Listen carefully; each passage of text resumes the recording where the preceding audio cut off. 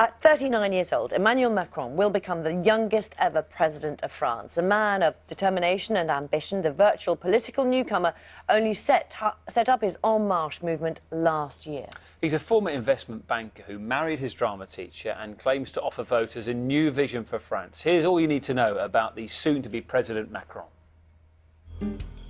Emmanuel Macron was born into a middle-class family in 1977 in Amiens. He is the eldest of 3 children. At the age of 15, he met his now wife, Brigitte. She was his drama teacher. At 24 years his senior, their relationship has intrigued the French public. They married in 2007, despite the disapproval of his family. Full of confidence and self-belief, Macron set his sights on the world of finance, making millions as an investment banker. 4 years later, he was appointed into François Hollande's government and went on to become economy minister. After leaving the Socialist Party to stand as an independent, Macron made the radical move of launching his own party, En Marche, On the Move. In November, he announced he would run for the presidency, promising to bring jobs to deprived areas. Last night, at just 39 years of age, he became France's youngest ever president. So that is a little bit about the president-elect. Let's speak now to Karin Giannone, who joins us from Paris. And there's so much work to be done, isn't there? And extraordinary scenes in some way in Paris last night. Morning. Yeah, Louise, you get the sense that there are a fair few people here in Paris who haven't been to bed yet. The odd reveller still going past, chanting Emmanuel Macron. Paris 90% in the favour of Emmanuel Macron over the far-right Marine Le Pen. Very different picture in other parts of France, of course. But let's just show you a sense of the reaction in the newspapers. The Parisien, 39 years old, president. Excuse the rain as it starts to pour here in Paris. Libération, well played, they say on their front page with a picture of the new president-elect. A pun on his movement's name, En Marche, victory on the march there on Le Figaro and Les Echos, saying the France that dares. So that's the verdict of all the newspapers. Very positive sense in the main papers this morning. Let's talk to somebody who perhaps was also celebrating last night, Philippe Coleman of the Macron campaign. Philippe, what were the celebrations like? It was great, of course, but at the end I think we had a bitter taste in the mouth because 1/3 of the voters voted for Marine Le Pen, so right. It's a big challenge for us. 10.6 million French people chose the far right. How aware of that is Emmanuel Macron in what he has to do now?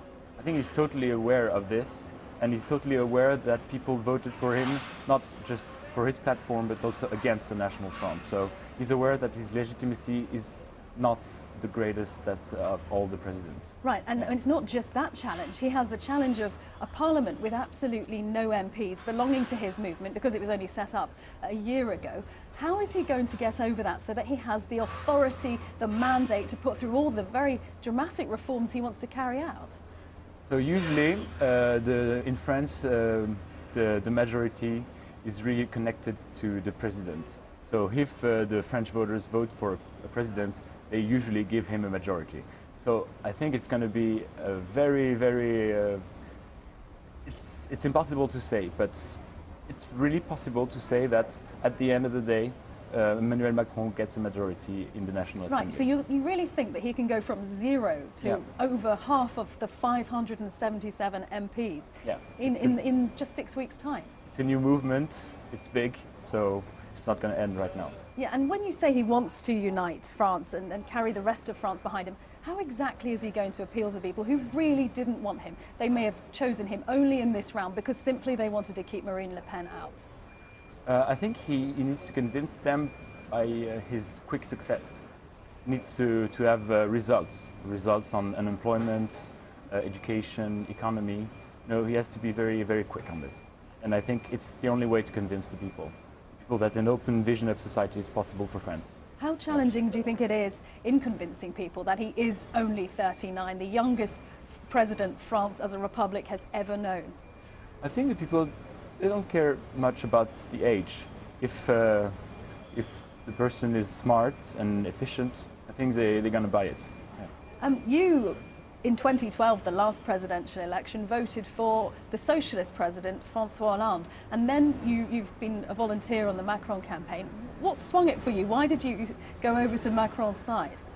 I'm a central-left voter, so I voted for François Hollande, but at the end his mandate was not a success, so I decided to change and to find an alternative, and Emmanuel Macron was this alternative. You don't believe that in 5 years' time we might be here thinking, well, I hope not. Emmanuel Macron really hasn't achieved anything that he wanted to because he didn't have the support and didn't manage to convince France? No, I think he's going to get a majority. If not a straight, like a clear one, he's going to make alliances with other MPs in the parliaments from the left, from the right, and gets a majority to pass the reforms.